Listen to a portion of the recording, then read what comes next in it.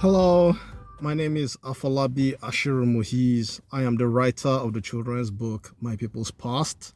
I'm sorry about the background. This was the most convenient place I could find to make this video, and I hope you forgive me for that.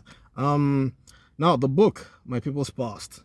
What inspired me to write the book was when I was in high school. I did history, and back then I tended to like characters like Robin Hood, Conan, Hercules, Thor, Medusa, and the likes. So I noticed that in African literature, especially children's literature, those kind of characters, they didn't write too much about them. But while studying history, I discovered that Africans and Nigerians had so many of those kind of characters. So I decided, all right, when I write my children's book, that's what I was going to write about. So the book itself, this is the book right here, My People's Past. It's about a young boy who was inspired and encouraged by his auntie, who you see right there, to start reading and carrying out research about history instead of involving himself in destructive behavior. The person you see standing right there, the dark figure you see standing right there, is Shango, the Yoruba god of lightning and thunder. So before I quickly read a passage from there, I'll quickly talk about the SCBWI. Now, the SCBWI, I attended a program there last year. Oh, sorry, 2 years ago, before COVID kicked in. The moderator of the program divided us into groups and had us try to come up with stories, children's stories, and it kind of inspired me to write this book again, which I had written in 2004, and I decided to rewrite. So this story is from chapter 5 of the book. It's about Bayajida, who is the progenitor of the Hausa ethnic group. He traveled to a village and he was a refugee. He traveled to a village and he needed some water, and then he found out that the people in that village were not giving out water. So he met an old woman. "Why are your people so protective over their water?" asked Bayajida after he had drunk the small cup the old woman had given him. "Around here there is only one well with water. All the other wells are dry. A snake lives in that well. That snake is not an ordinary snake. It is large enough to swallow a whole man. The snake does not allow us fetch water except on Fridays. So everybody has to fetch enough water to last until the next Friday. Today is Wednesday and most people have already run out of water. That is why it will be difficult for you to get water." Thank you.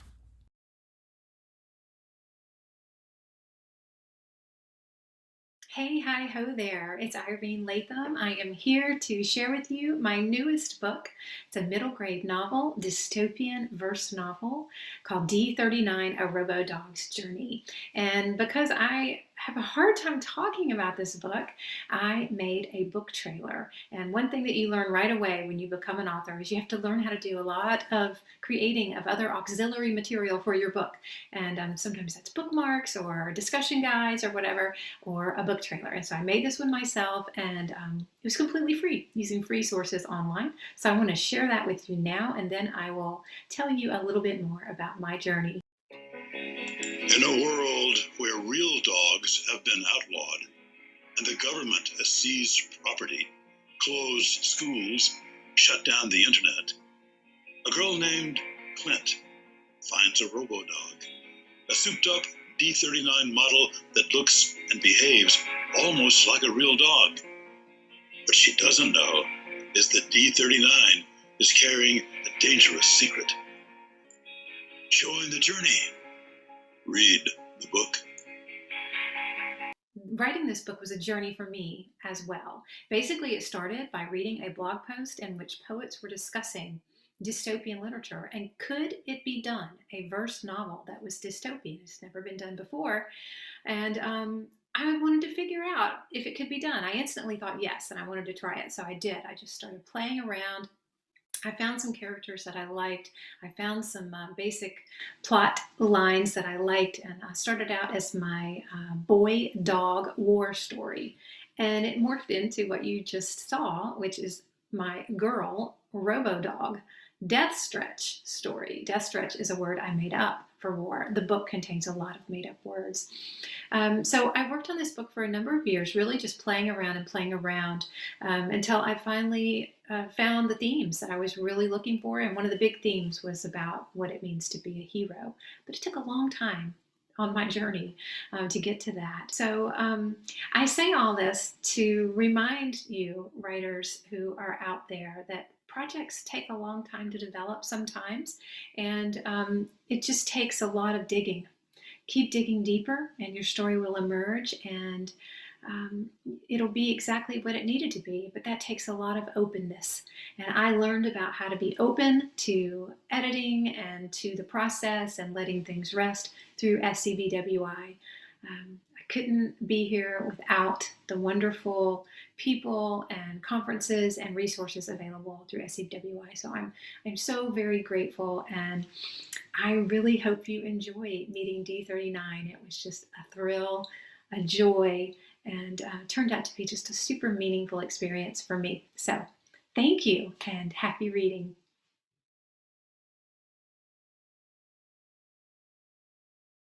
Hello, I'm Paul Schwartz, and I just published my first children's book as author and illustrator. It's called Why Didn't the Chicken Cross the Road? This book was inspired by my experience taking care of backyard chickens. Here's one of them. This is Shelly. I got to appreciate all their interesting personalities. Shelly here she doesn't mind being held, and she also likes being read to. The book was released on December 8th of 2020 by Mascot Books. Here's a copy. I'm going to read it to Shelly. It's her favorite. Why didn't the chicken cross the road? I started painting many years ago when I volunteered to paint some ideas for record covers for a rock band that I was in. And I did enjoy that and continued to paint. And over time, people who saw my paintings would tell me that I should write a children's book. I paint in a folk art style, often using humanized bunny rabbits and other animals. Eventually, I landed on the idea of a children's book about a chicken that was intensely drawn to the other side of the road, but also fearful about the dangers of crossing. His parents increase his fears by constantly reminding him how dangerous it is to cross the road. Meanwhile, his friends keep urging him to cross the road and join them in the fun that they're having over there. Another inspiration for the writing of this book was my own fond memories of reading picture books to my own kids. Just that interaction and shared discovery of the images and the story and the kind of discussion you have with a child about that. And I hope that I've been able to create that same kind of experience with this book. It has been especially rewarding to hear back from parents about how much their children are enjoying this book. As a first-time author, I've greatly benefited from the Society for Children's Book Writers and Illustrators, the Southern Breeze chapter. I've gotten feedback on the book as it developed, and I learned a lot about how the industry works as I was trying to get it published. I'm not sure if there's another children's book in my future, but if there is, I would not create it without taking advantage of everything that SCBWI offers to help out its members.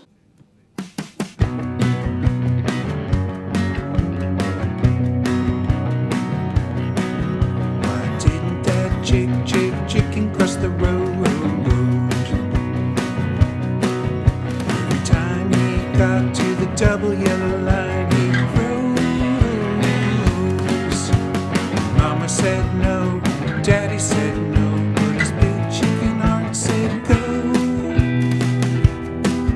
Why didn't that chicken cross the road?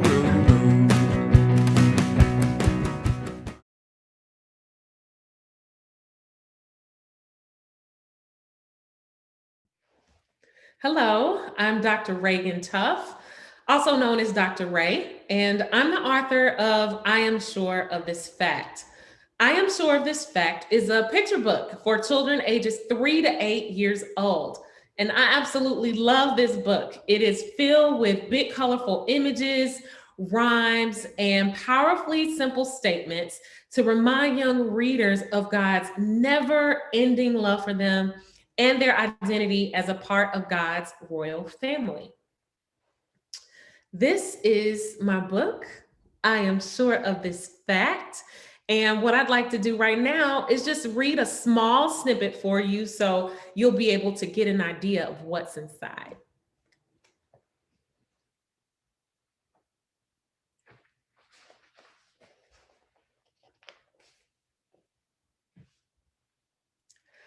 God loves me. I am sure of this fact.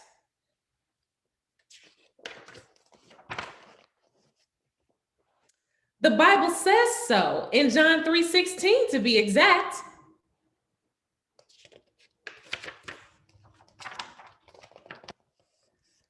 I'm a child of God. Can't you see?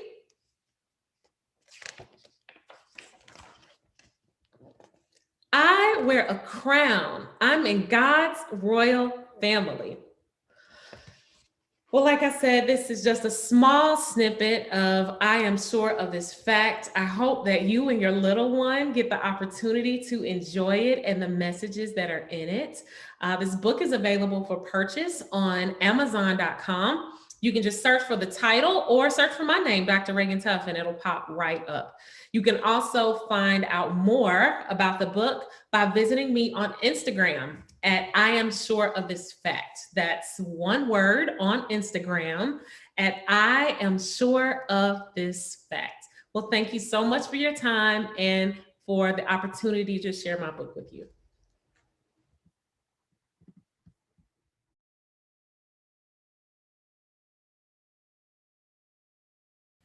Hi, I'm Kim Zachman, and I'm the author of There's No Ham Hamburgers, Facts and Folklore About Our Favorite Foods. One day I was wondering, why is there no ham in hamburgers? I thought a quick internet search would answer my question. Boy, was I wrong. That turned into a year-long binge into food history. I found so many fascinating things, like it takes 540 peanuts to make 1 jar of peanut butter. And the people of Burgundy, France in 1619 banned potatoes because they thought they caused leprosy. There was just so many fun things I decided to write a book about it. And in my book, you can find out what the Queen of England said to Eleanor Roosevelt when she gave her a hot dog, and who the Baby Ruth candy bar is really named after. This is more than just a normal history book about who did what when. This looks at the innovations and the inventions and the immigration that impacted the food we eat today. Each chapter has some science sidebars and either a recipe or a science experiment as well. And there are teacher's guides available on my website at kimzachman.com. This is absolutely delicious for ages 8 and up, but you don't have to be a kid to enjoy it. And I want to thank SCBWI, and particularly Southern Breeze, for all of your mentorship, programs, and educational opportunities that you give to us aspiring writers. Without your help, I would not be a published author today. Thank you.